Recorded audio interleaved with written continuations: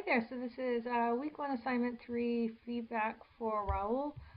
Ariana, last name Michaels. You want to make sure that you're filling out the correct file name. So last name, first name, week number, assignment number, so that I am addressing you properly. And Daniel. So let's go back to Raul here. So really great job utilizing the proper tones and shades to create the overall key in each of the compositions. One thing that I would recommend for all of our assignments is to remove the outlines from your shapes so that we can see the subtle interaction of the colors, so that we have a more complex contrast scenario. With those little outlines or strokes around each object, it's actually creating little fences around each shape that make the contrast scenario not as complex or dynamic. I'm going to submit a second video for everyone to look at that shows some advanced techniques, or not really advanced, but building on the lessons that you've learned for this assignment and the last assignment to make more complex compositions utilizing the blend tool and some other options in Illustrator, so that you are exceeding the expectations for this assignment. Right now that everything meets the expectations, and I just want to give you some tools to continue to push the design so that you're creating even more complex compositions and applying that to your monochromatic palette. Let's see here. There we go.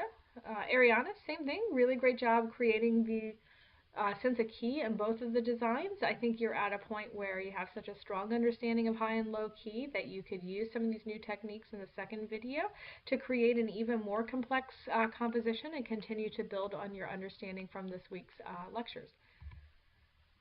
Let's see, last name Michaels, everything looks good, really great understanding of high and low key.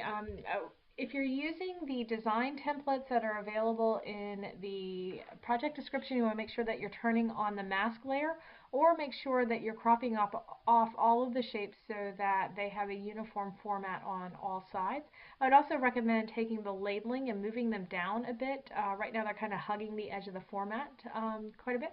And I wanted to have you check out the second video so that you are taking your strong understanding of high and low key, applying that to some more complex techniques in Illustrator so that you can push your design in a direction that exceeds expectations. Daniel, I think that this definitely does exceed expectations. There's a really complex use of color in this one. The patterning is really beautiful. We kind of get this weaving sort of plaid type patterning going on.